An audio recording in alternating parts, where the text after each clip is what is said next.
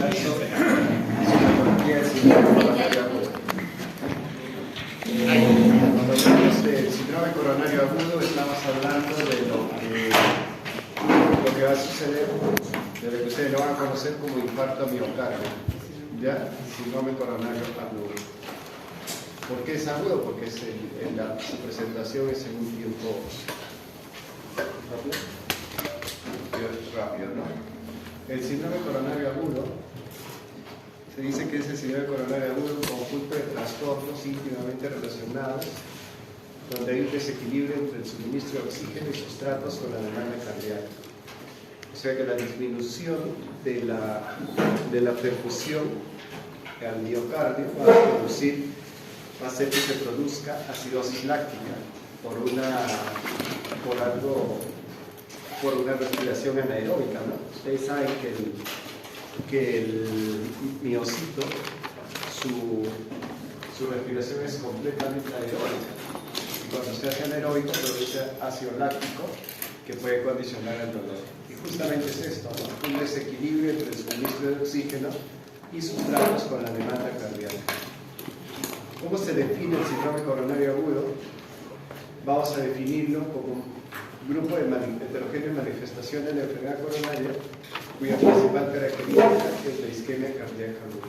Entonces, el síndrome isquémico coronario agudo tiene una parte que es una parte clínica, la otra parte son los cambios en el electrocardiograma y la tercera parte son la movilización de biomarcadores.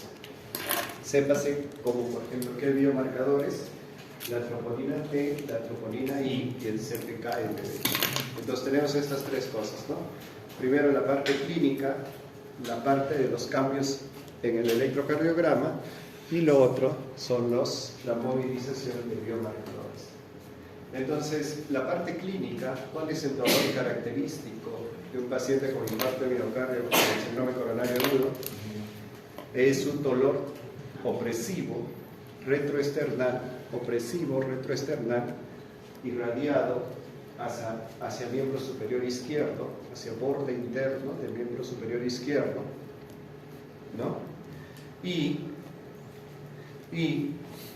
ocasionalmente irradiado hacia la mandíbula o irradiado hacia la región interescapular, acompañado la mayor parte de veces de síntomas neurovegetativos, por ejemplo, sudoración profusa, palidez, ¿no? Entonces esto está asociado así. Esto es un dolor clásico, pero también hay dolores que lo vamos a llamar equivalentes coronarios. Estos equivalentes coronarios, ¿cuáles son? Son aquellas que no impresionan ser dolores por infarto, o sea, coronarios, pero resulta que sí son. Por ejemplo, ¿no? Un dolor en epigastrio. Ese dolor en epigastrio puede ser una colecistitis, una pancreatitis, una úlcera, ¿no? Pero resulta ser un infarto de miocardio de cara inferior. Un dolor en hombro izquierdo, nada más puede ser, ¿no? Y puede ser estar haciendo una isquemia coronaria. Un dolor en la mandíbula, o un dolor en el brazo izquierdo, no solo en el hombro, en el brazo izquierdo. Un dolor interescapular, ¿no? Entonces, lo que sí también le caracteriza al dolor coronario es un dolor intermitente, ¿no? Duele, baja el dolor, otra vez comienza el dolor, otra vez baja el dolor. Así es, de una forma intermitente. Y otra característica del dolor coronario es baja con el uso de nitratos. ¿No? Nitroglicerina, por ejemplo, vía sublingual. Entonces, esto es lo que lo caracteriza al dolor coronario. Por eso dice, grupo de heterogéneas manifestaciones clínicas de la enfermedad coronaria. Se dividen en tres tipos el síndrome coronario agudo. Lo vamos a dividir en tres tipos. En sí lo vamos a dividir en dos tipos, dependiendo de esto. ¿Por qué? Porque el síndrome isquémico coronario agudo se va a dividir dependiendo de qué. Esto es, digamos, una presentación que lo vamos a llamar, en vez de infarto de miocardio, lo vamos a llamar SICA, síndrome isquémico coronario agudo, sin elevación del segmento ST. Y el otro, síndrome isquémico coronario agudo con elevación del segmento ST. Y esto, angina inestable. ¿Cuál es la diferencia entre los dos? Entre, digamos, un SICA, un síndrome coronario, el paciente nos puede venir, puede hacer cambios en el electrocardiograma, pero no hace movilización de biomarcadores. Entonces, cuando hace clínica, hace cambios en el electrocardiograma, pero no moviliza biomarcadores. Cuando se llega a este punto, se llama angina inestable. Entonces, puede el paciente estar con dolor, con todo, le hacen un electrocardiograma y hay cambios, por ejemplo, las ondas P negativas, ¿no? ¿Qué es lo que va a suceder? Como no hay cambios, ¿qué es lo que hacemos? Esto se llama angina inestable. Pero si, por ejemplo, tengo un dolor, tengo cambios en el electrocardiograma, como supradesnivel del ST, como infradesnivel del ST, o como T negativas, más movilización de biomarcadores, CPK-MB, o sea, elevación del CPK-MB, elevación de la troponina T, elevación de la troponina I. Esto es compatible, ya se llama infarto de miocardio. Entonces a esto ya se llama infarto de miocardio. Entonces nuevamente decimos, síndrome isquémico coronario agudo es todo, dolor, el dolor clínico, cambios en el electro, ¿no? Movilizas, y esto es síndrome, ¿no? Entonces, y de ahí ya tenemos términos bien específicos. ¿Cuándo? Angina inestable, cuando hay dolor característico, pero no presenta movilización de biomarcadores. En EKG tampoco. No, sí. O sea, puede presentar o no puede presentar cambios biomarcadores. No coman. ¿Saben que no deben comer? No comen. ¿De Leo está comiendo ahí? No. Todavía le deja ahí, se come. Entonces, angina puede presentar o no biomarcadores. No puede presentar, no presenta biomarcadores. En cambio, el infarto de miocardio sí presenta movilización de biomarcadores. Pero sí presenta dolor. En el infarto de miocardio, pues sin aparición del eso lo vamos a ver. Esto es, digamos, cuando empezamos a observar, ¿no? Ahora ya que su compañero nos presentó, ahí esto, digamos, esto ya es una evaluación del paciente. Después de más o menos 6 horas de evaluación del paciente, podemos llegar a estos diagnósticos. ¿Ya? Después de 6 horas a 12 horas de evaluación. Pero si no, el síndrome coronario agudo lo puedo clasificar de acuerdo a lo que me salga en el electrocardiograma. Puedo clasificarlo como supradesnivel del ST y no ST elevado, o sea, no infra, no ST elevado. ¿Ya? Entonces, no ST elevado, ¿qué significa? Que puede ser infradesnivel del ST o como puede ser la presencia de T negativo. ¿Ya?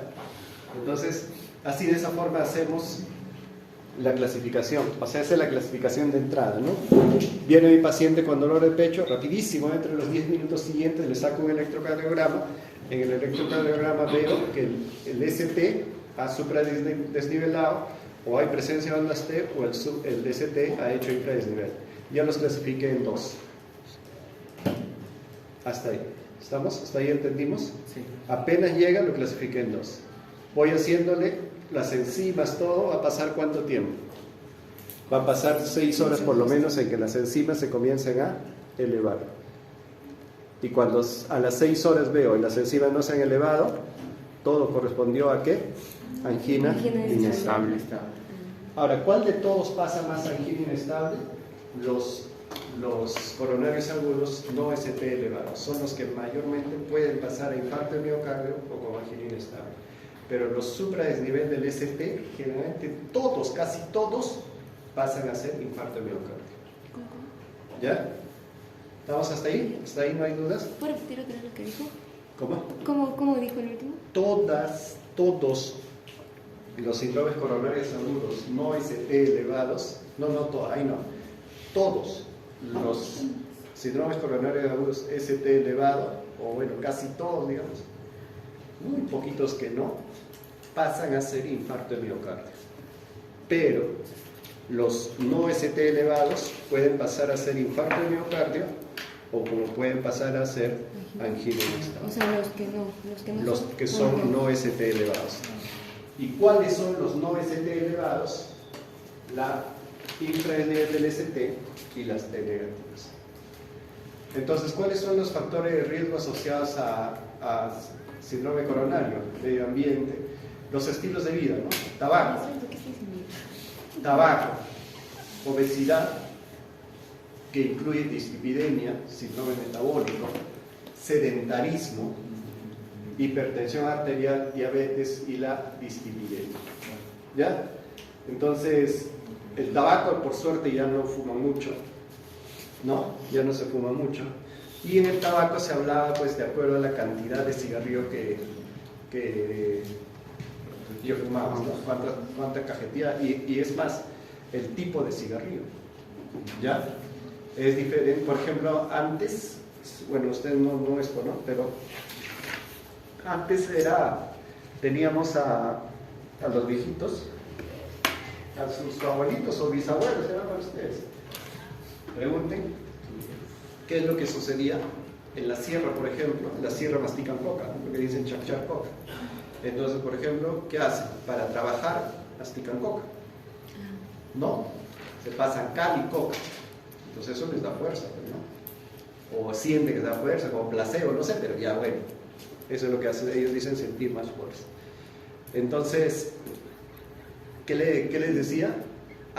Y sobre eso se pasaban un cigarro. Y cuando tú veías, yo me acuerdo que veía, tenía una tienda mi mamá, yo estaba chiquito, y veía pues que el cigarro era tabaco puro, se llamaba cigarrillo inca. Ustedes cuando han visto un cigarro, bueno, si no lo han fumado, pero siquiera lo han tenido en la mano, ¿no? Tiene un filtro por donde lo pones ahí, ¿no?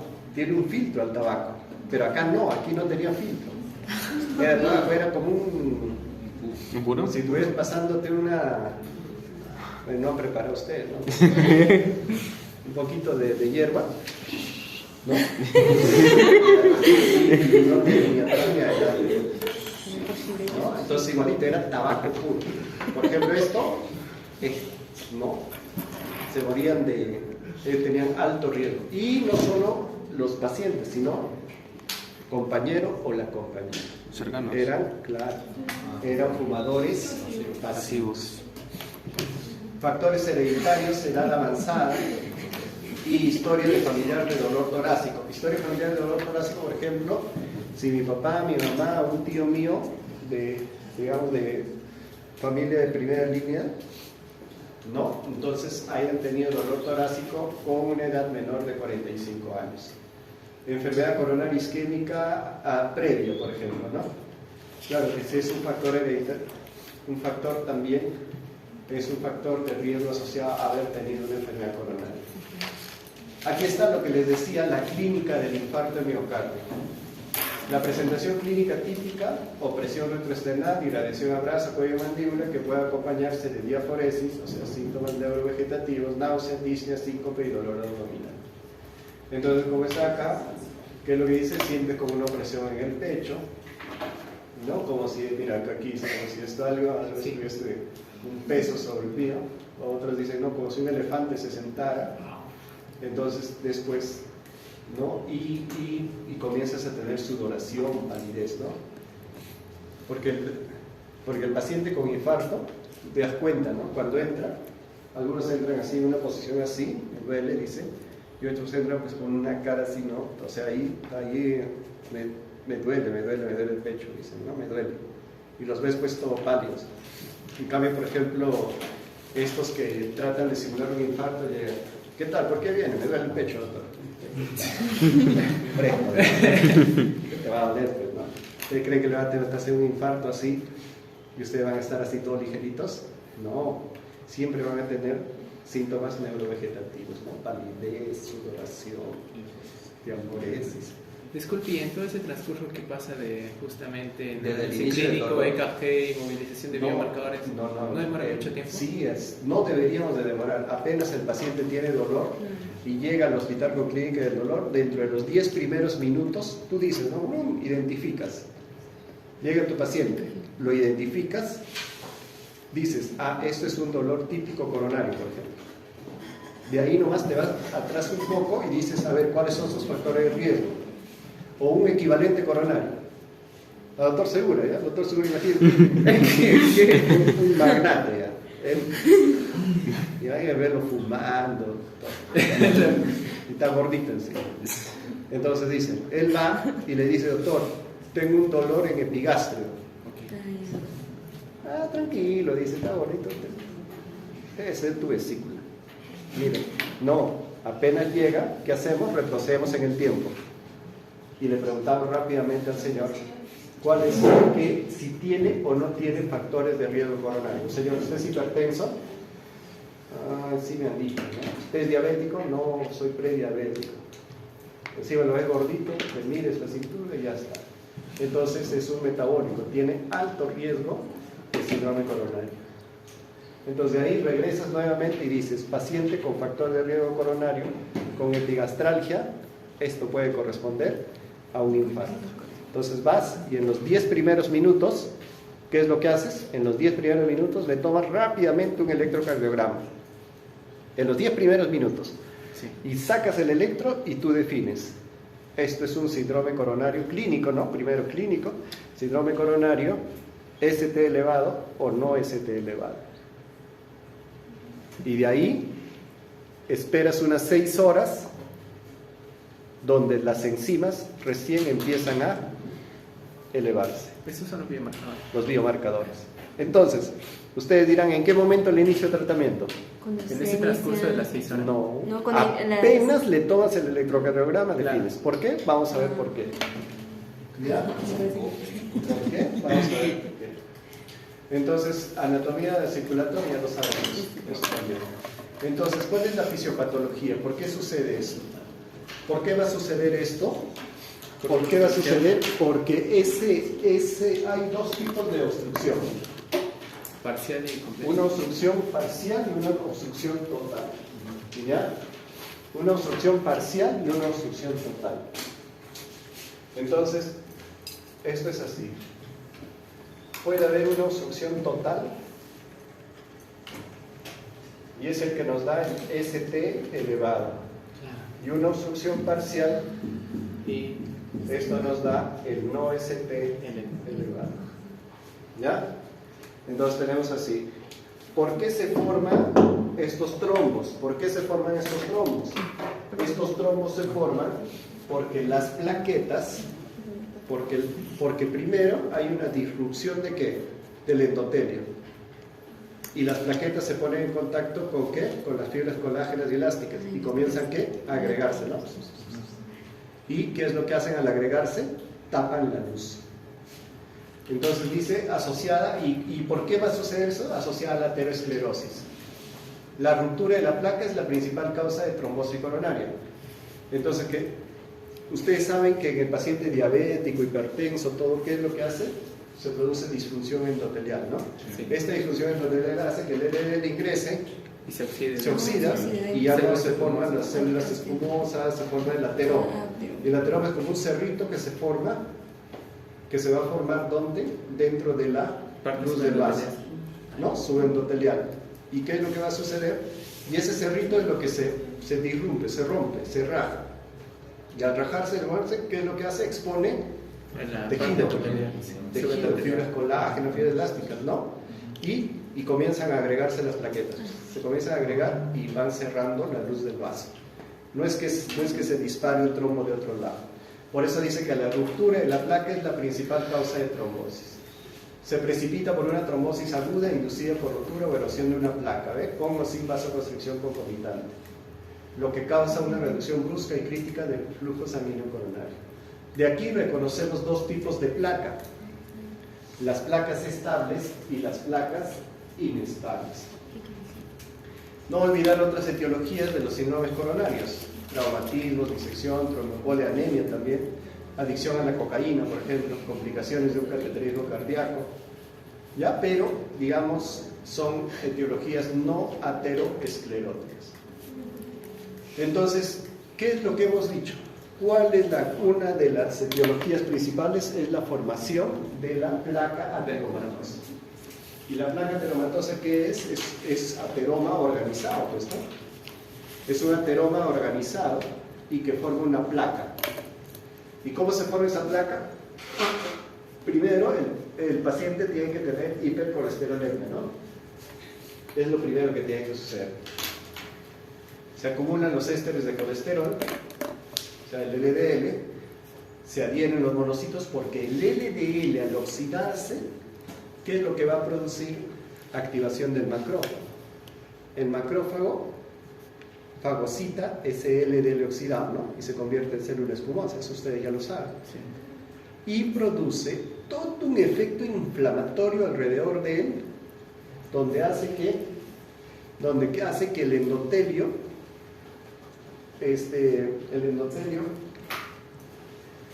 manifieste sus factores de qué, por ejemplo, selectina, receptores para integrina. Entonces, ¿para qué eso hace? Moleculares de adhesión. Entonces así agarra y todos la mayor cantidad de monocitos comienzan a pasar, ¿no? Y comienzan a hacer diabetes, comienzan ahí a proliferar y a seguir comiendo, fagocitando mayor cantidad de LDL oxidado. Entonces se va acumulando y va formándose el ateroma. Entonces migran los monocitos, se sigue fagocitando el colesterol y se forman las células espumosas. Aquí está lo que les digo. Aquí, primeramente, ¿qué es lo que ha sucedido? El hábito de fumar, entonces, ¿qué es lo que ha hecho? Ha producido disfunción endotelial. Esta disfunción endotelial hace que este LDL se oxide. Entonces sea un LDL oxidado. Este LDL oxidado, ¿qué es lo que? Que es fagocitado por estos macrófagos. Este macrófago, una vez que fagocita, ¿qué es lo que va a hacer? ¿Qué va a secretar? Citoquinas, va a secretar quimiosinas, va a secretar todo, con tal de ¿qué? De que vengan otros monocitos. Entonces estos monocitos salen, se convierten en macrófago y comienzan a fagocitar, ¿ven? Comienzan así a fagocitar y se convierten en células espumosas o esponjosas. Entonces miren acá, esta es una célula espumosa. ¿Y qué es lo que tiene dentro? Dentro tiene ésteres de colesterol. Entonces aquí este macrófago está fagocitando y aquí se está produciendo todo un efecto inflamatorio. Ese efecto inflamatorio hace que migren el músculo liso vascular, ¿no? Migra, miren, ¿cómo migra? ¿Cómo migra? Con tal de ¿qué? De aislar, con tal de aislar a quién? Con tal de aislar a esa reacción inflamatoria donde ¿qué? Se están formando células espumosas. Si cada célula espumosa es grasa pues no, es LDL, entonces imagínense no uno, sino varios que están juntándose ahí, ¿no? Se van juntando. Entonces, ¿qué hace el cuerpo?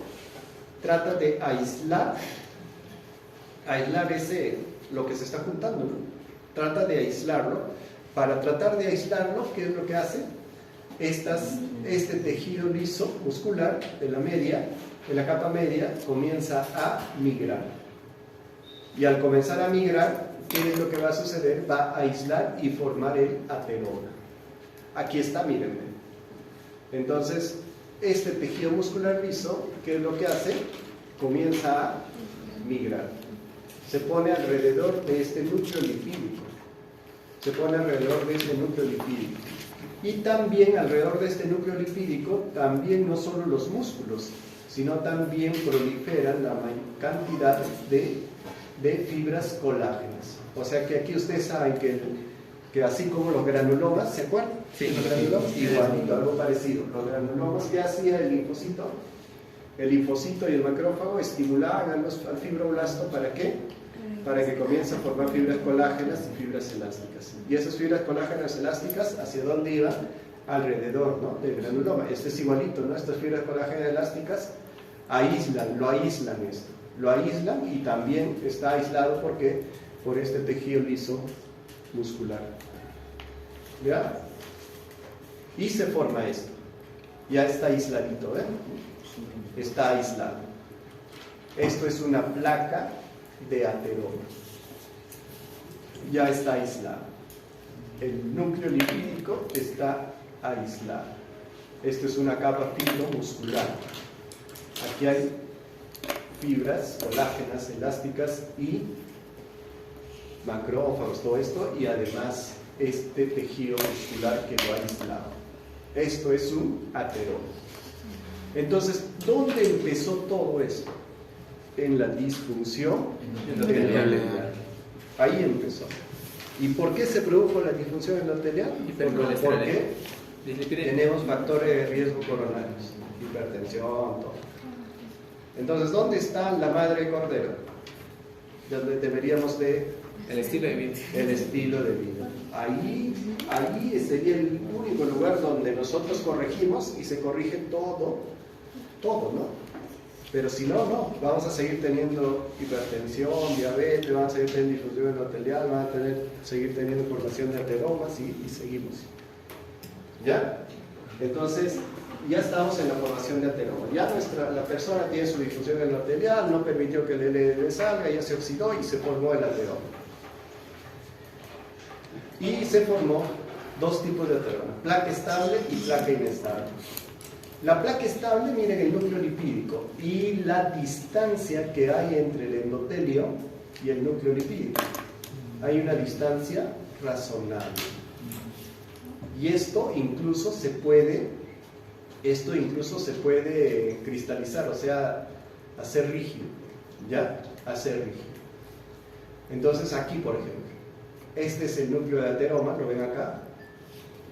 Miren esto, todo es el núcleo de ateroma, y esto es la capa fibromuscular de aislamiento, que ha aislado.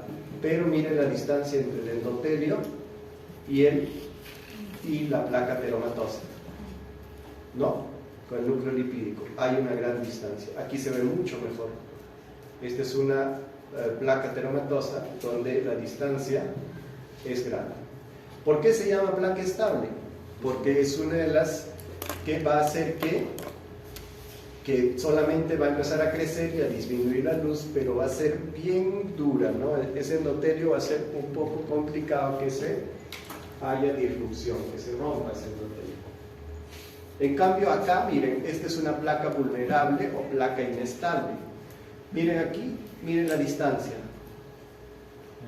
Es una distancia pequeñita y aquí se ve mucho más, ¿ven? Miren, ¿ven? Esta es una distancia. ¿Por qué es una placa vulnerable? Porque fácilmente se puede romper. ¿Ya? No la placa, sino el endotelio. Entonces, lo que están ahí, ¿por qué el endotelio? No la placa ateromatosa, la placa ateromatosa está ahí. Entonces, ¿qué va a suceder? El endotelio es como si se rajara, ¿no?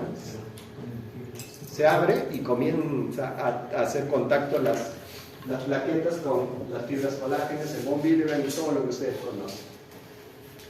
Características de una placa vulnerable: el núcleo necrótico grande y rico en lípidos, lo que hemos visto, ¿no? Una capa fibrosa fina e inflamada. ¿Se acuerdan? La capa fibromuscular. Expansión luminal, estenosis. ¿Ya? Entonces, ¿cuál es la característica de una placa? Que se va metiendo. O sea, esta es la luz. Aquí, por ejemplo, está la luz. La luz. Aquí está la luz y va creciendo así. Así va creciendo la placa.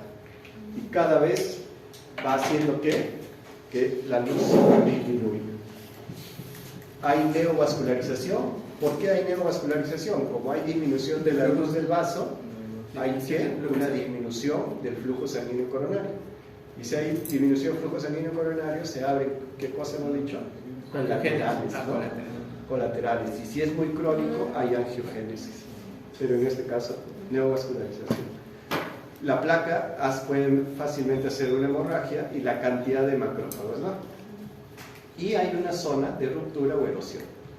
Entonces, la placa vulnerable es muy sensible a que haga una ruptura o una erosión. ¿De qué depende de que sea una placa vulnerable y la otra De este estable? ¿De qué depende de esto? Tiene una capa ¿Ya? muy delgada. O sea, del tamaño, de la distancia entre el endotelio y el lipid. De eso depende.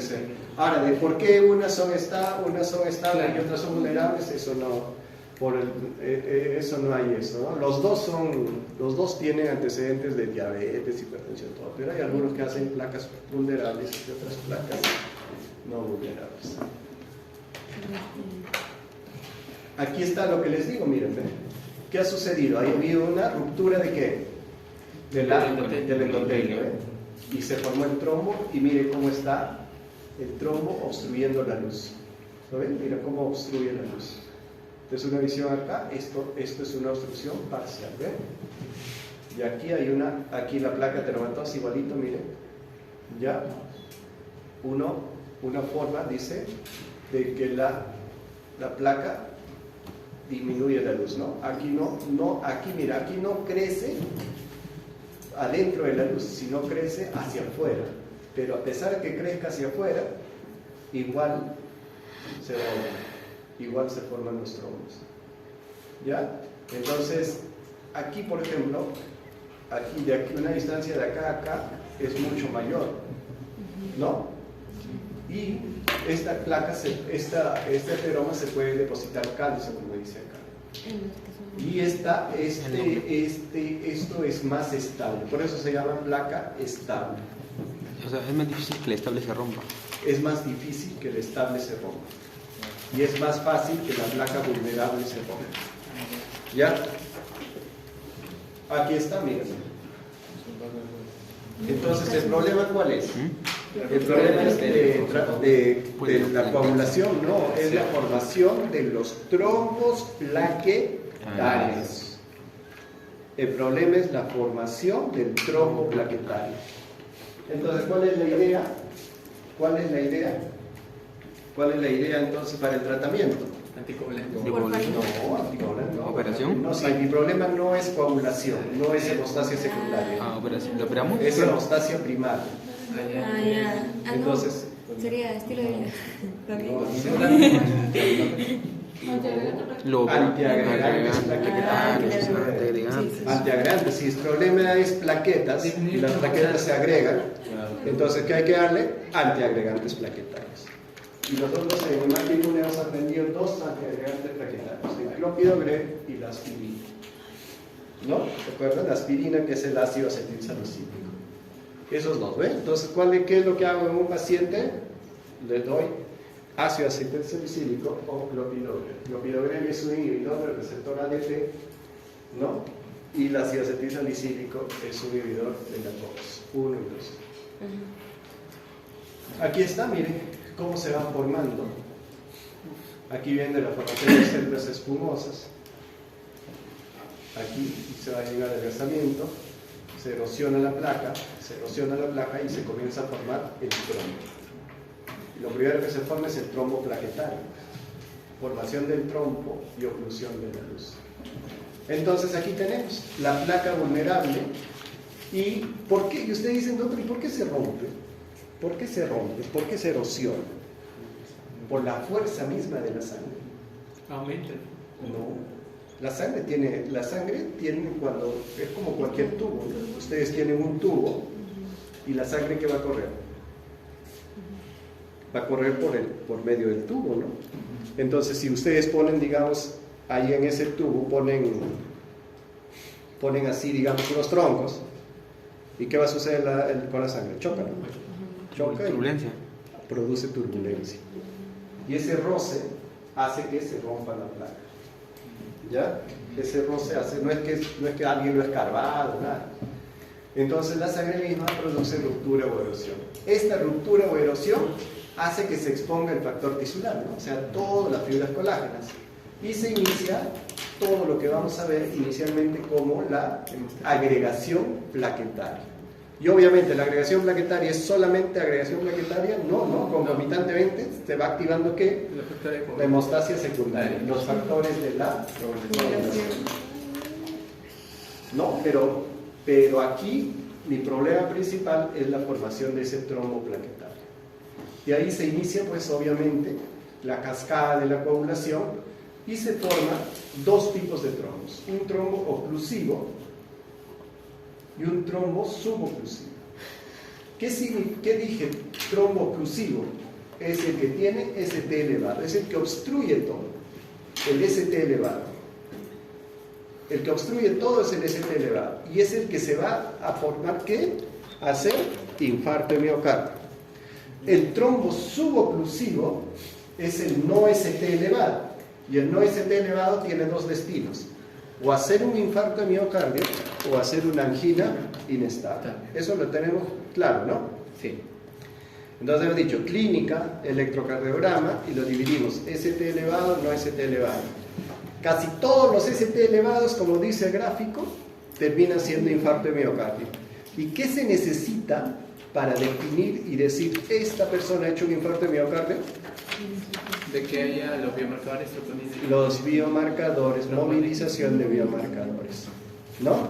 O sea que haya presencia o incremento de la troponina T, de la troponina I. Porque a pesar de que yo puedo tener dolor clásico, cambios en el electrocardiograma y no movilizo biomarcadores, ¿cómo se llama eso?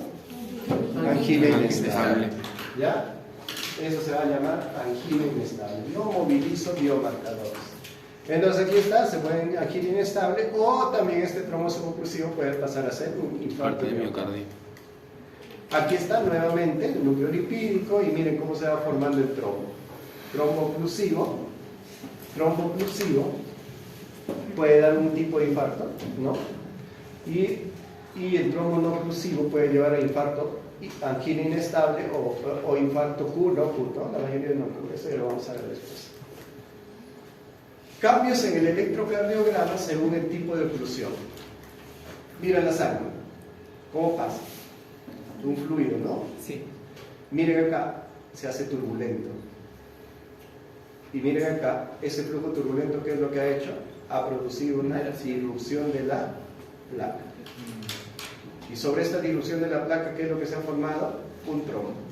Este trombo es un trombo con oclusión total, no hay flujo. Y este es un trombo con oclusión parcial, hay flujo reducido. ¿Estamos? Sí. Y este obstrucción total, ¿cuál es su traducción en el electrocardiograma? La elevación del ST. Este trombo que obstruye totalmente la luz, ¿cuál es su traducción en el electrocardiograma? Es que es un ST elevado. Esta obstrucción parcial, ¿cuál es su traducción en el electrocardiograma? No ST elevado. No ST elevado. ¿Hasta ahí estamos? Ya estamos, ¿no? Fisiopatológicamente ya lo hemos visto. Ahora, este ST elevado, la mayoría son tipos de isquemia transmural, elevación del ST y pueden hacer un infarto de miocardio. ¿No? Casi la mayoría. Obviamente, ¿no? Mira, uno razonando nomás. Si no pasa sangre, ¿qué va a pasar? ¿Va a haber infarto o no? Claro, si está obstruido totalmente, ¿no? En cambio, si está una obstrucción parcial, va a pasar un poco de sangre, ¿no? Puede disminuir porque se puede hacer una vasoconstricción y disminuye más, ¿no?, la cantidad de sangre y eso puede llevarte a hacer un infarto. Como puede quedarse así también, con un trombo ahí y no movilizarte encima, ¿no? O sea, no hay infarto, hay angina inestable. Por eso las de flujo parcial les puede dar un infarto de miocardio, como les puede dar una angina inestable. ¿Por qué se llama infarto de miocardio ST elevado? Justamente por esto, por las características del electrocardiograma. Miren, aquí son tiempos. Tiempo. Cuando ustedes le preguntan al cardiólogo, les dicen, y tiempo es miocardio. ¿Por qué? Porque fíjense, si es que nosotros tenemos un paciente con dolor torácico, llega a nuestro servicio a la media hora, digamos, y a los 10 minutos tenemos un diagnóstico de ¿qué? De síndrome coronario, ST elevado. Entonces, ¿qué me está diciendo? ¿Qué me está diciendo? Infarto. No está diciendo infarto. Estamos diciendo un síndrome coronario agudo, ST elevado. Entonces, ¿ustedes qué dicen? Ya, si está haciendo ST elevado, ¿qué significa? Que está obstruido totalmente. Tú dices, ah, no, esto está obstruido totalmente, entonces ¿qué tengo que hacer? Ah, no, señor, tranquilo, ya no se va a desobstruir. No, lo tengo que desobstruir. ¿No? Entonces, ¿y eso cuándo lo voy a desobstruir?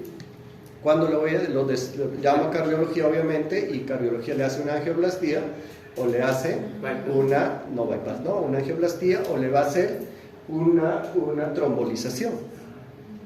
Y de ahí mejor. ¿No? Pero ¿se han dado cuenta cómo lo definen rapidito? Dolor, pero ¿en cuánto tiempo? Antes de las 3 horas. Si ya llegaste después de las 3 horas, ya no. Ya fue. Después de las 3 horas ya fue. ¿Verdad? Ya no más. Ya te hace tu infarto y tienes que ver cómo evoluciona tu infarto nada más. Entonces, ¿por qué? Por esto, miren. Aquí se produce la isquemia. La isquemia se está produciendo antes. Miren. ¿A los cuantos? Menor de 20 minutos. El daño es reversible. Sería ideal, ¿no? Sería ideal que un paciente llegue. Pero ya después, injuria, cuando es mayor de 20 minutos, menor de 40 minutos, ya empiezan áreas de injuria. Todavía no hay necrosis. Pero ya pasado 30 minutos, ya hay necrosis. O sea, infarto. A la hora, miren lo que va pasando. A las 2 horas, todavía tengo zonas de isquemia. Todavía tengo chance, ¿no? Todavía la mitad. Sí. ¿Y a las 6 horas qué pasó? Ya no, ya. Ya en 4 ya no. Por eso yo cada vez que hago una clase hago bromas, ¿no? En mi hospital, no, por ejemplo en mi hospital recontrasaturado. Entonces, ¿qué hace? Va un paciente a un policlínico y el policlínico, el doctor, rapidísimo le saca el electro y dice, este es un ST elevado. Entonces, ¿qué hace? Llama al hospital y le dice, doctor, tengo un ST elevado. Y el del hospital le dice, no tengo cama. Y dice, doctor, yo no tengo ni cardiólogo acá. Pero ya lo identificaste. ¿Bien? Ya lo identificaste. Entonces, ¿qué pasó? Después de 6 horas, 7 horas, ya mándalo, ya hay cama en la unidad coronaria. Ya, tú lo mandas, ¿no? Pero llega y el cardio va y dice, ¿cuánto tiempo? 7 horas. Ya es infarto evolutivo, ¿no? O sea, ya hay que ver cómo evoluciona su infarto, ¿no? ¿Qué daño produce? ¿Se dan cuenta? Entonces, por eso, si te vas a infartar, infártate en la sala de espera del hospital. A un taxista había, justamente un taxista había dejado a su pasajero, ¿no? Había dejado a su pasajero y el taxista comenzó a tener dolor de pecho ahí, pues, ¿no? Justo le deja al pasajero, trata de descansar un ratito y comienza a tener dolor de pecho. Entonces, ¿y qué pasa? Obviamente va, ¿no? Porque pedir ayuda, el taxista no era asegurado. Entonces va y ¿qué le dice al doctor?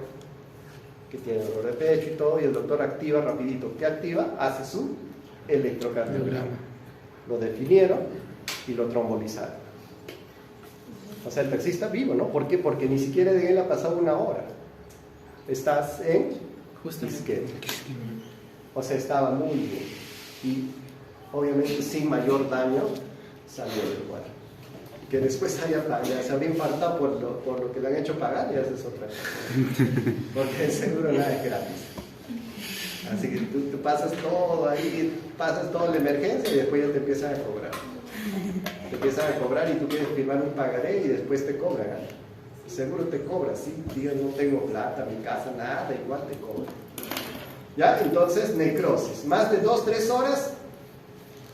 Entonces, por eso es que cuando ustedes hablan con un cardiólogo, él dice, tiempo es miocardio.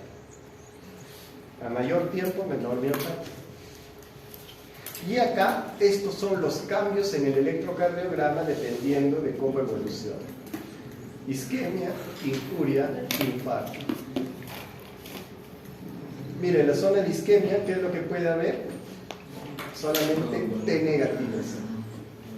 T negativas. Cuando ya hay injuria, ya podemos describir un supradesnivel del ST o una elevación del ST. ¿No? Ya hay injuria. Y cuando ya hay infarto, ya aparece esto. Ah, claro. Pues La onda Q. Y pasan los días, el ST disminuye, la T negativa sigue y nuevamente se pone. ¿Pero qué te dejó la huella?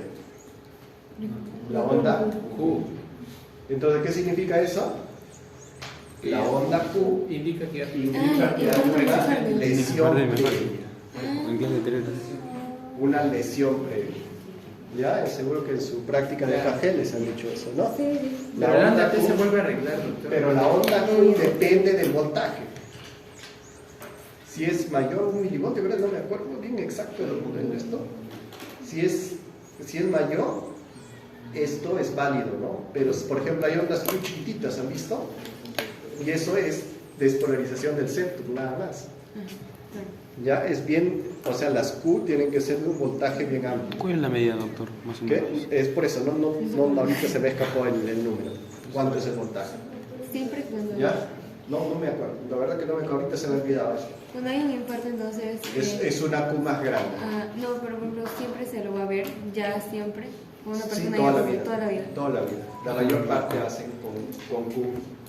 Por eso la conocida. ¿Ya? Aquí, mira, aquí no tenía nada. Y después de su infarto, después de ese análisis que pasó, se formó la onda Q. Entonces, hablábamos tanto del ST elevado, ¿no? Sí. Se eleva el ST, obstrucción total.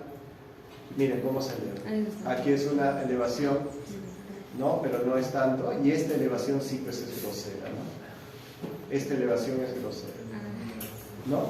Esta elevación es grosera. ¿Y aquí dónde estaría el infarto? ¿En qué cara? A la cara anterior. No. Sí, Claro, sí, la cara anterior. B3 y B4 es anterior. Y B6 Y B2.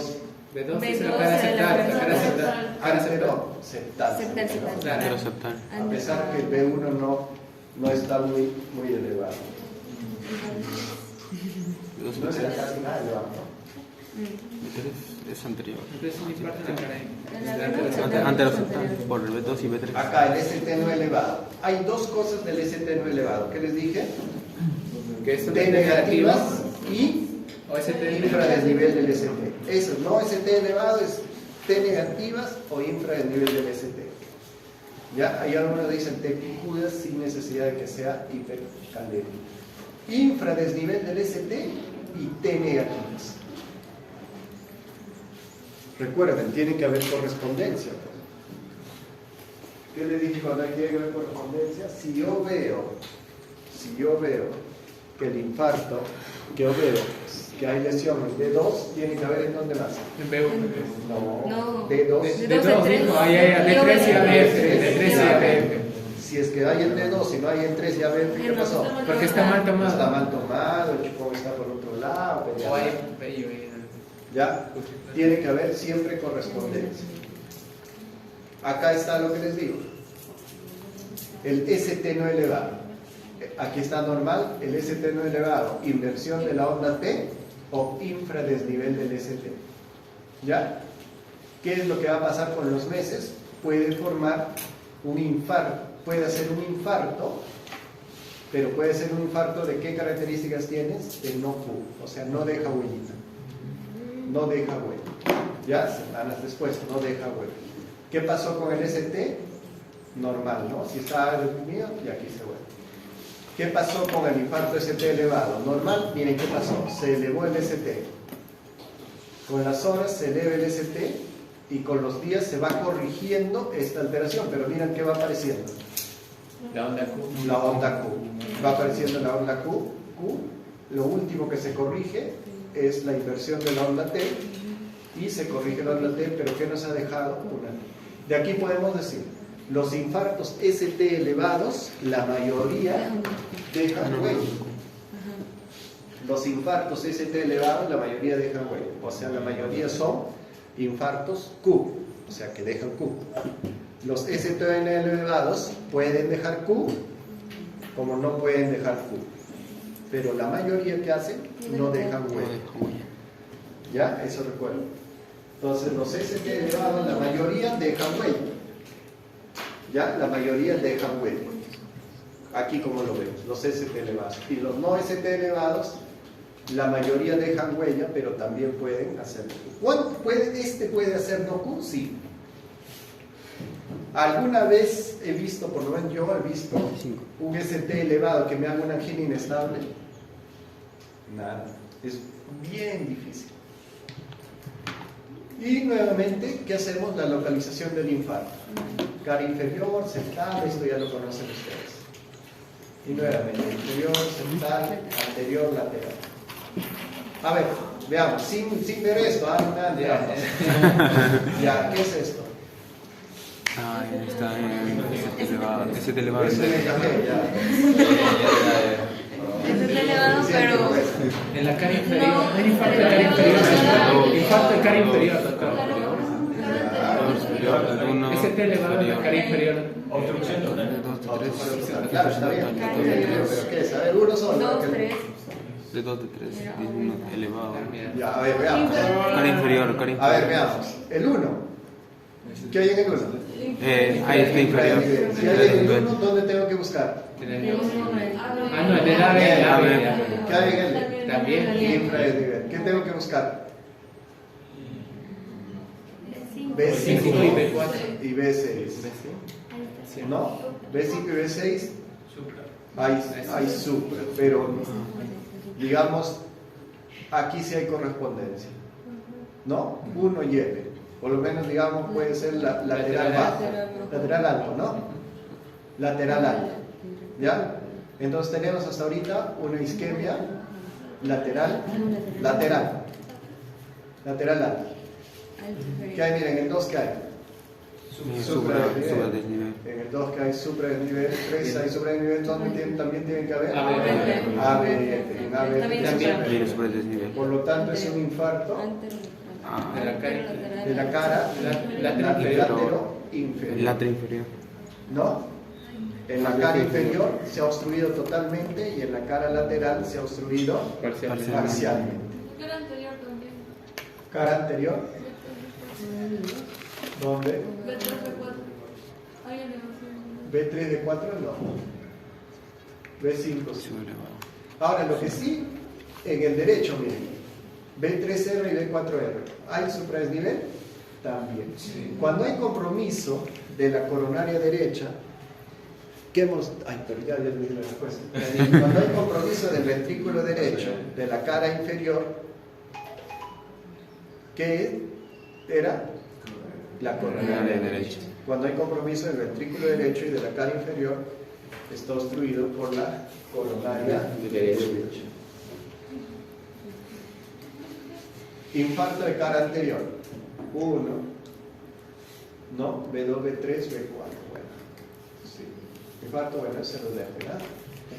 De cara inferior, 2, 3 y ABF. Pero miren, 2, 3 y ABF, ¿qué es? ¿Este es un infarto qué? Un infarto, una isquemia coronaria de qué es? ST, sin elevación. Sin elevación. La presencia de las ondas T negativas, nada más, T negativas. ¿Ve? Y haciendo, esto es una lámina de resumen.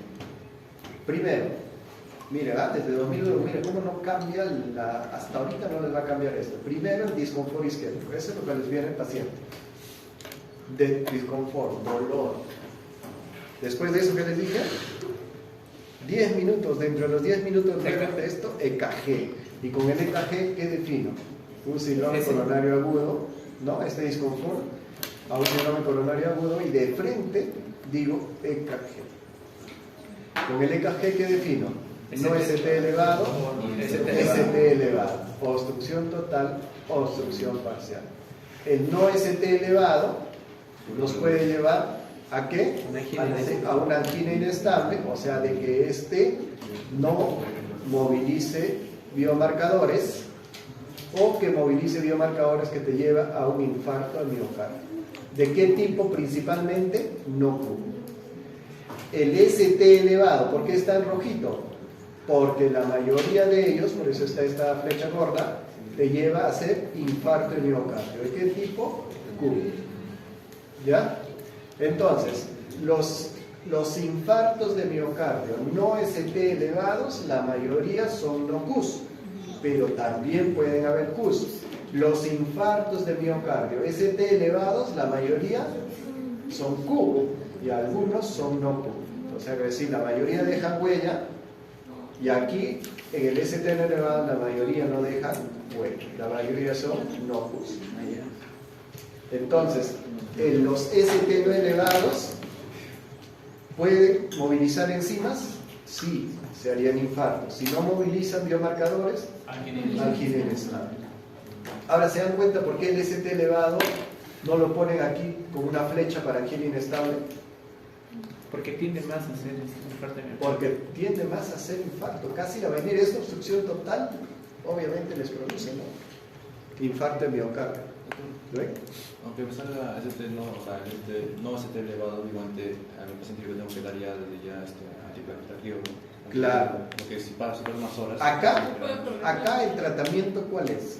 De frente. De frente trombosis. ¿No? ¿Para qué le vas? Acá sí le das no es antiplaquetario, antiagregante plaquetario. Le doy antiagregante plaquetario. Y después, ¿quién también está comprometido? Después de la agregación plaquetaria, ¿quién viene encima? Los factores, la activación de los factores de la coagulación. Entonces, ¿qué le tengo que dar? Anticoagulantes. Entonces, le doy un antiagregante y le doy un anticoagulante. Anticoagulación plena. Y también esa placa vulnerable lo trato de volver placa estable.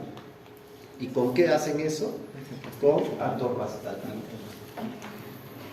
Entonces, esta placa, ¿cómo lo trato a este paciente? Tiene que recibir aspirina o clopidogrel o iclopidogrel. Tiene que recibir anticoagulación plena.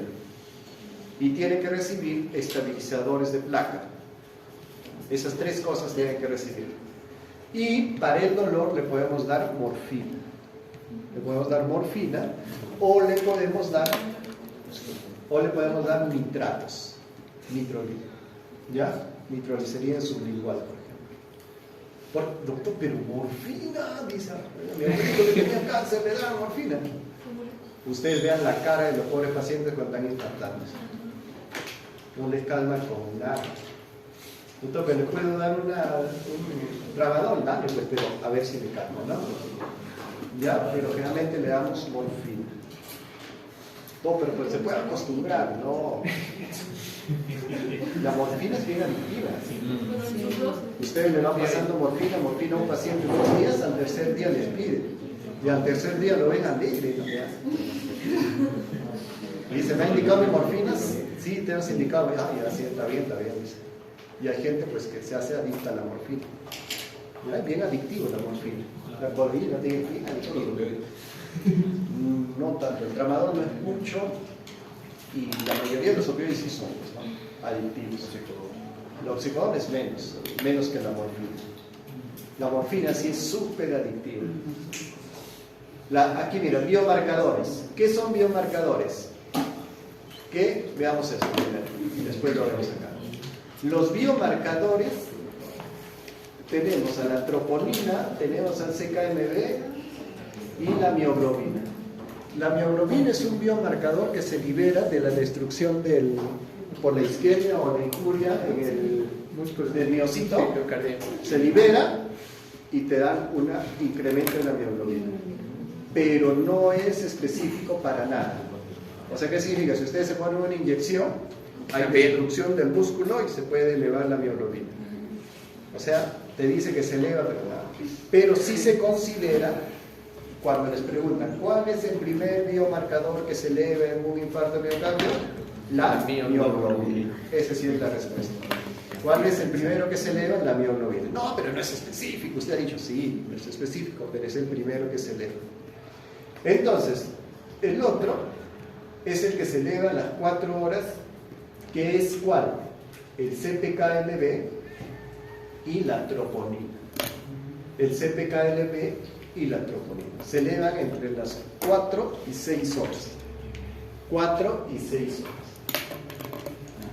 La troponina dura en el cuerpo elevado 7 días y el CKMB dura en el cuerpo elevado 72 horas.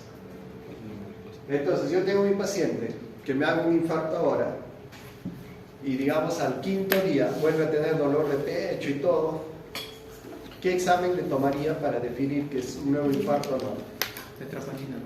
No, CKMB, pues si la troponina está Siempre. elevada siempre por los 7 días que vienen. O sea, está elevada así 7 días. ¿Y la ¿No? mioglobina? La mioglobina en específico. Antes ¿qué hace KMB? CKMB. Siempre. Claro. ¿Cómo? Siempre va a ser CKMB. Porque está más En ese cerca. tipo de pacientes para ver un reinfarto. Ay, reinfarto. ¿Por qué? Porque le saco la troponina, va a salir elevada. ¿Y me va a decir que está algo? No, pues, que si la troponina está elevada durante 7 días. Doctor, pero al 10º día sí es válida la troponina. Claro, porque ya cayó, ¿no? Entonces, en cambio, aquí no. Al 5.º día le pido un VO7KMB.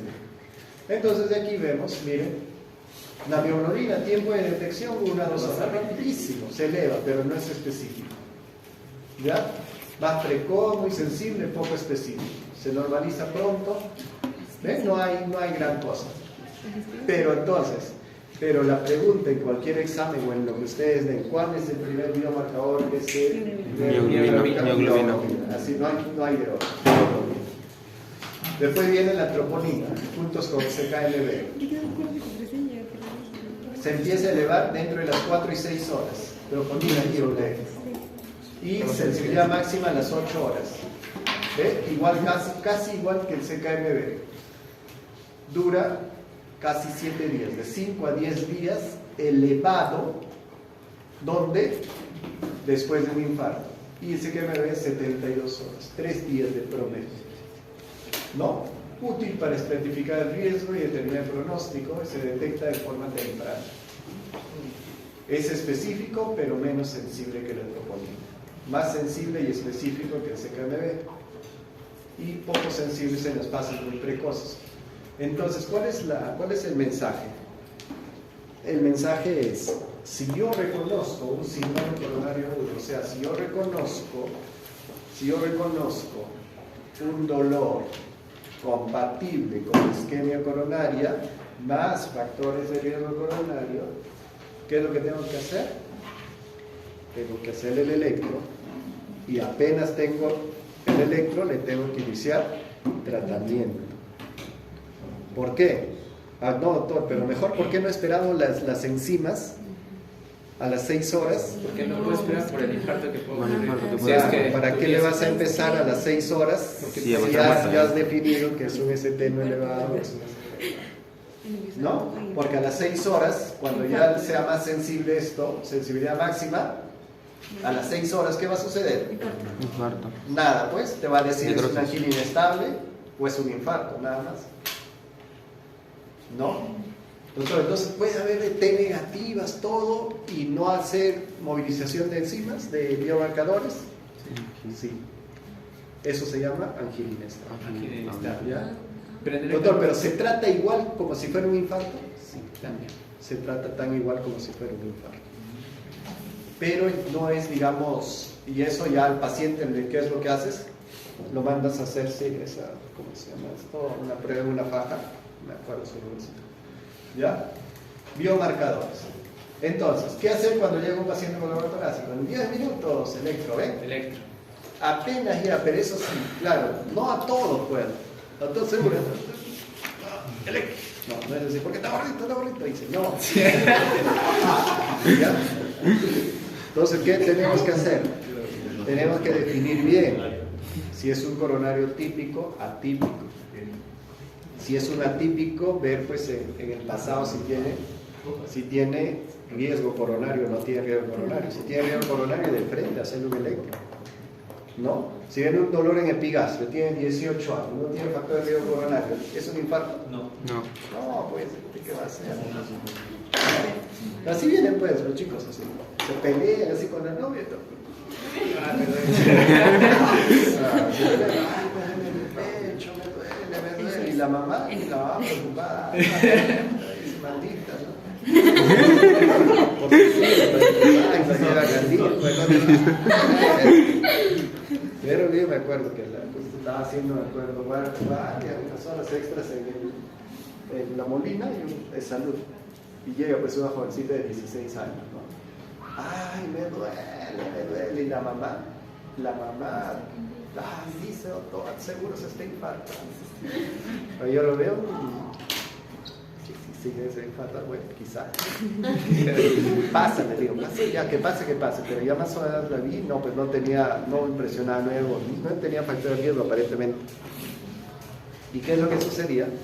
Ya le digo, échate ya. Y comienzo a presionarle, ¿no? Y comienza, ay, me duele. Ya, eso es una condritis. Entonces, ¿qué sucedía? Que cada vez que uno le decía, ¿qué tal, cómo estás?, comenzaba el dolor. Entonces después estaba volteando así. Ya. Cada vez que alguien metía su cabeza, ese alguien era el enamoradito, pues metía su cabeza para ver cómo estaba. La otra la miraba, ¡ah! Comenzaba el dolor. El otro sacaba su cabeza, ya. Y que era, obviamente se llama esto una costrocondritis, que era una ansiedad, ¿no? Y una manipulación más que ansiedad, ¿no? Apenas más o menos, le di su clonazepam y ve que doctor, pero no, que lo ve el cardiólogo, que lo vea el cardiólogo. Entonces, y la mamá pues a veces no entiende, ¿no? Para la mamá es un infarto que tiene que hospitalizarlo. Y obviamente es una ganancia secundaria para la jovencita, ¿no? Entonces lo tiene atento el enamorado, tiene atento a la mamá, tiene atento a todos. Ajá. Doctor, ¿y puede haber infarto del miocardio pero sin antecedentes? Claro, sí puede haber. Pues. Sin tener Claro, sin, pero un dolor clásico, por ejemplo, un dolor clásico, y no tiene factor de riesgo coronario, igual le sacas, ¿no? Claro, ¿no? Eso es porque te está diciendo esto es un síndrome, pues te está diciendo toda la clínica, a pesar de que no tengas, le haces, ¿no? Pero la mayor parte es con factor de riesgo coronario, la mayor parte. Entonces, a los 10 minutos. Tiempo, miren, este es lo ideal, ¿no? Sería lindo, así. Tiempo entre la entrada y la salida del establecimiento de pacientes que son transferidos para intervención coronaria, 30 minutos. Tiempo entre diagnóstico e intervención coronaria, 120 minutos. Tiempo de fibrinolisis, menos de 30 minutos, imagínense. Tiempo para angiografía coronaria, después de una fibrinolisis, de 3 a 24 horas. Este es un mundo que no existe. Por lo menos en el Perú no existe. Estos 10 minutos se puede decir 30 minutos buscando al cardiólogo, 2 horas, ¿no? De estar en qué parte del hospital te la metieron. Lo van buscándolo todo ya, ¿no? Pero hay unidades también de unidad coronaria, ¿no? Entonces unidades de dolor torácico. Entonces al paciente el emergenciólogo lo identifica y ¡fua!, lo pasa a la unidad coronaria. Identifica, pasa a la unidad coronaria y en la unidad coronaria sí está el residente de cardiología, ¿no? Y ahí comienzan a hacer todo, pues, más rápido. ¿No? Eso en mi hospital lo hace. Pero eso es suerte de que tú vayas también a la emergencia del hospital, ¿no? Porque si te vas a la emergencia de un policlínico, ya también tu servicio. Nunca olvides que hay otras causas de dolor torácico. No todo es Zika, no todo es coronario. Se nos va a decir, por ejemplo, una pericarditis, una esofagitis, cardiopatía, una emergencia hipertensiva, ansiedad, ¿eh? Dolor torácico, un derrame pleural. Por ejemplo, hay gente con pirosis nada más, vinagrera, eso, ¿no? La vinagrera se llama pirosis. Esto, están así durante la noche con reflujo o se despiertan, hacen reflujo y se despiertan y le dicen, ay, me duele. Claro, le duele porque ha erosionado toda la acidez al esófago. Entonces, ¿qué sucede? Me duele, claro, le va a doler, ¿no? Y a veces se confunden. Por eso una historia clínica es importantísima. Una historia clínica es importantísima. ¿Ya?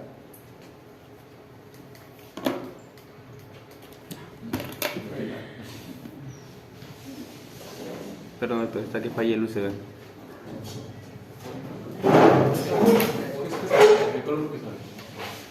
No, sí funciona eso, el UCB está roto. Entonces, nunca olvidar que hay otras. ¿Ya? Ahí.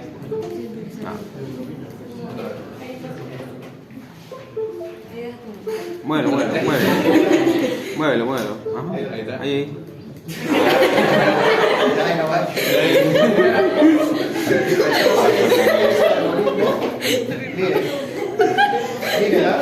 Miren todo lo que hemos dicho. Dolor torácico, EKG en los 10 primeros minutos. EKG con supradesnivel del ST, ingreso a unidad coronaria. ¿Y qué van a hacer en la unidad coronaria? Trombolisis. Infradesnivel del ST o ST no negativo o T negativa, Entonces, ¿qué hacemos? Lo ingresamos y le solicitamos CKMB y troponina para que en el tiempo vamos a ver que si se infarta o es una angina estable. Aquí está, estos pacientes son un reto. ¿Por qué son un reto? Porque aquí el EKG supra nivel bien, pero cuando es un EKG no significativo, no sabes si es una T media rara, que eso no es una T simétrica, todo ahí es un problema. Encima que es un dolor torácico medio raro, ahí es el problema para definir. Un dolor dudoso, o sea, dudoso por sus características, no es que no tenga dolor. Entonces, ¿qué haces? Lo ingresas. Dolor no coronario, ¿eh? Y cuando es un dolor dudoso, igual lo ingresas a observación. En el transcurso entre las 6 horas, repites el electro, vuelves a tomar troponina y vas viendo, ¿no? Si estas troponinas salen positivas, obviamente está infartada. Ingreso. Si estas troponinas están negativas, es angina inestable. ¿Y qué haces? Le pides una prueba de esfuerzo. Ahora, doctor, pero ¿y aquí? ¿Cuál es el tratamiento? De esto es perfusión, reperfusión, trombólisis. Y este es antiagregante, anticoagulación, estabilización de placa y el dolor. Para el dolor, morfina. En el caso de que ocurra un no significativo, el paciente de todas maneras va a sufrir un infarto, ¿no? ¿Cuál? ¿Este? Sí, el paciente de todas maneras va a sufrir un infarto, ¿no? No, no siempre. Si el dolor es dudoso, no siempre va a ser un infarto, ¿no? Puede ser que no movilice enzimas, pero el EKG está medio alterado, nada. Entonces esto dices es una angina inestable, ¿no? Entonces lo mandas a prueba de esfuerzo. Pero si es un dolor dudoso y te las troponinas, todo, te salen positivos, este se ha infartado, ¿no? A pesar de que nuestro dolor es dudoso y es un EKG que no nos da muchas luces. ¿Ya? Entonces, un doctor hablaba y decía la terapia mona. ¿Qué es la terapia mona? Morfina, oxígeno, nitratos y aspirina, así decir. Terapia mona. Morfina, oxígeno, nitratos y aspirina. Es lo que decía el doctor. Pero no se quedó muy corto, ¿no? Mona. Pero hay más, hay antiagregantes, anticoagulantes, oxígeno, manejo del dolor y estabilización de placa. Todos los pacientes, mientras tú lo tengas ahí, ya después ya el cardiólogo hará su fiesta. Bien, pero ustedes, lo bueno es que ustedes estén donde estén, dolor torácico, EKG, identifican suficiente y lo trasladan a donde corresponde. La clínica ya dice, ¿no? Diagnóstico en la historia clínica, alteraciones electrocardiográficas y alteraciones enzimáticas. Esto es lo que hemos repetido casi toda la clase. Y esto, dolor torácico. Puede ser todo esto. Esofagitis y neumotórax, pero puede ser un isquémico coronario. La clínica, dolor en el epigastrio, presencia de síntomas neurovegetativos, dolor retroesternal. La fisiopatología, placas ateromatosas, placas no ateromatosas. Etiología no esclerosis, estable, inestable, responsable de sí. Cambios en el electrocardiograma, ST elevado, no ST elevado. Siendo ST elevado, infra el nivel del ST y T negativos. Biomarcadores, neoglobina es el más precoz. CPKMB, útil en infartos nuevos, y troponina define infarto de miocardio. Si al final se olviden todo, acuérdense al menos de esto. ¿Ya? ¿Y alguna pregunta? Usted había mencionado antes que no manifestaba la CUP, ¿verdad? Porque todo volvía a la normalidad. Generalmente, ¿cómo detectaría que ese paciente ya tendría un infarto si es que todo regresa a la historia clínica. La historia clínica. Por historia clínica. Ajá. O sea, no te deja huella, pero una historia clínica sí. El paciente le va a decir, va a tener un infarto, no va a tener un infarto. Ahora, la duda sería en los diabéticos, ¿no? Que hacen infartos silentes. El diabético hace infartos silentes, o sea, hacen infartos sin dolor. Dicen que, por ejemplo, por el diabético tiene riesgo de hacer un infarto de miocardio tan igual que un paciente que ha tenido infarto de miocardio. Lo equipara los dos. O sea que, decir, yo tengo diabetes, tu riesgo es igual que un paciente que previamente ha tenido un infarto de miocardio. Así que, cuídense. Al final, ¿cuál es la madre cordero? Dije. El estilo de vida. El estilo de vida. Tabaco. Me decía Samuel. Que no hay- Me decía Samuel. Claro. No debe ser. Gracias.